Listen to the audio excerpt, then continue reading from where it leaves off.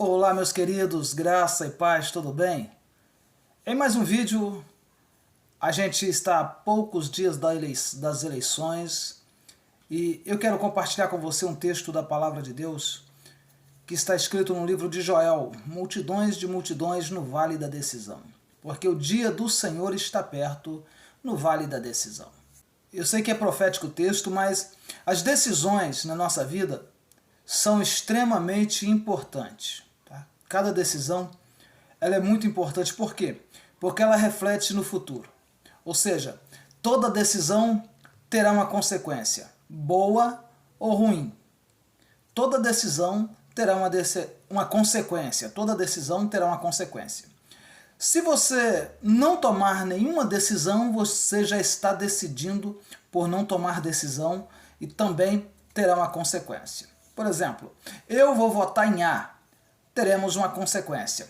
Eu vou votar em B, teremos uma consequência. Eu não vou votar em ninguém, também teremos uma consequência. Tudo é decisão. Essa decisão tem que ser responsável. Por quê? Porque depois nós colheremos o fruto dela. Toda pessoa deve ser responsável pela decisão que toma. E também deve arcar com as consequências de tal decisão. Um sábio disse o seguinte: nunca reclame de nada que você permite. Nunca reclame de nada que você permita.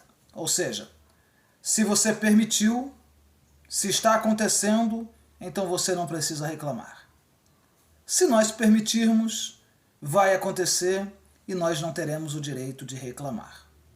É óbvio que eleições se decide com a maioria e quem ganhar será o Brasil, será a nação, será o povo que colocou lá, será o povo que escolheu.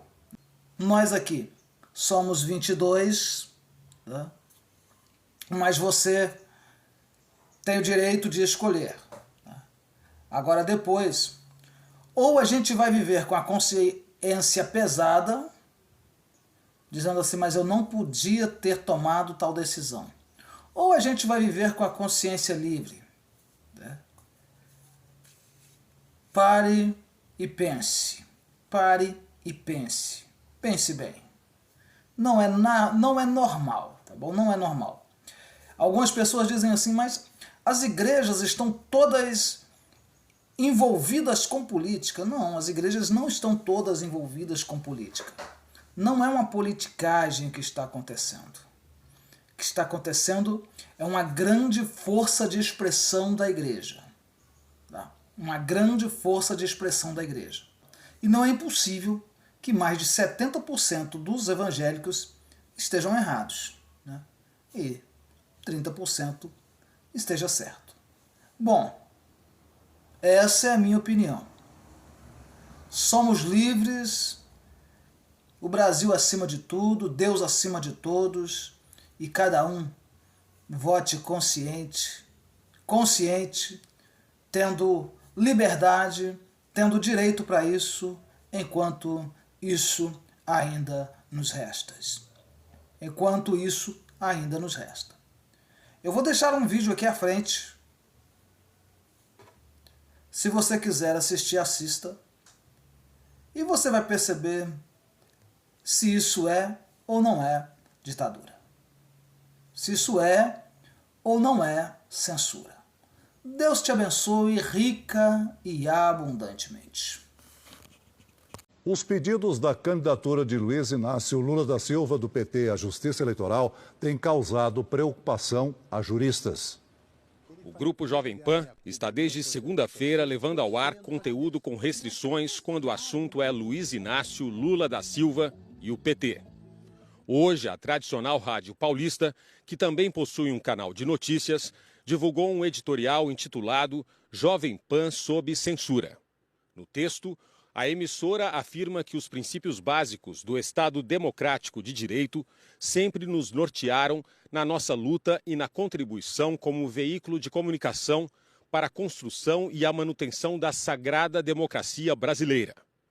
O editorial destaca também que não há outra forma de encarar a questão.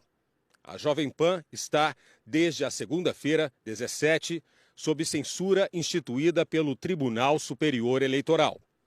Na semana passada, a campanha do ex-presidente Lula entrou com uma denúncia no TSE por suposto privilégio ao candidato à reeleição Jair Bolsonaro, do PL, na cobertura jornalística da rádio. O corregedor-geral, ministro Benedito Gonçalves, abriu investigação. E a Jovem Pan diz estar impedida de falar sobre os fatos envolvendo a condenação do candidato petista Luiz Inácio Lula da Silva. O ex-presidente Lula foi condenado após investigações da Operação Lava Jato. Chegou a ficar mais de 1 ano e meio preso, mas acabou solto e liberado para concorrer à presidência depois da anulação dos processos. Aquela regulação da mídia que ele e seus companheiros prometem insistentemente já começou. Isso é muito ruim para a democracia, isso é muito ruim para a liberdade de expressão e eu lamento, né, que o TSE esteja enveredando pelo caminho perigoso da censura. Eu tenho liberdade de pensamento no artigo 5º, inciso 4. Sem limitação nenhuma. Os meios de comunicação no artigo 220 são 2 artigos muito claros da Constituição. Liberdade de pensamento de um lado e a comunicação social não pode ter limites. Este não é o primeiro pedido da campanha de Lula que tenta impedir o trabalho da imprensa e a liberdade de expressão. Além de juristas, associações de rádio e televisão se manifestaram sobre essas decisões judiciais. A Abratel, a Associação Brasileira de Rádio e Televisão, divulgou uma nota em que afirma acreditar que qualquer decisão a ser tomada sobre esse tema seja sempre em consonância com a preservação da liberdade de imprensa e do Estado Democrático de Direito. A Associação Brasileira de Emissoras de Rádio e Televisão, ABERT, também manifestou preocupação com a escalada de decisões judiciais que interferem na programação das emissoras, com o cerceamento da livre circulação de conteúdos jornalísticos, ideias e opiniões. Na semana passada, o Partido dos Trabalhadores entrou com um pedido no Tribunal Superior Eleitoral na tentativa de censurar uma reportagem do jornal Gazeta do Povo. O partido quer impedir a publicação de fatos históricos sobre a relação de Luiz Inácio Lula da Silva com o ditador da Nicarágua, Daniel Ortega. Esta semana, o Corregedor Nacional da Justiça Eleitoral, ministro Benedito Gonçalves, acatou outro pedido da campanha de Lula e determinou uma série de medidas contra canais do YouTube. Entre elas, a desmonetização dos canais Dr. News, Folha Política, Foco do Brasil e Brasil Paralelo. O Brasil Paralelo também foi impedido de lançar um documentário com o título Quem Mandou Matar Jair Bolsonaro. Que os comentaristas, agora que eram comentaristas independentes, não podem se manifestar sobre determinados termos, né? Então não existe a mínima liberdade mais de expressão nesse país. Houve realmente, eu penso que agora nós estamos num estado de exceção. Segundo o ministro do TSE, existem indícios de difusão massificada de desinformação contra o ex-presidente Lula. Outra medida do tribunal atinge Carlos Bolsonaro, intimado a se manifestar sobre o conteúdo de suas redes sociais. Agora nós tivemos um limite absoluto. Canais não podem se manifestar sobre as eleições até 30, mais do que isso.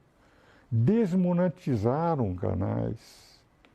Quer dizer, canais que têm empregados, que têm que pagar, que não vão receber. Houve censura. E a censura é proibida pela Constituição.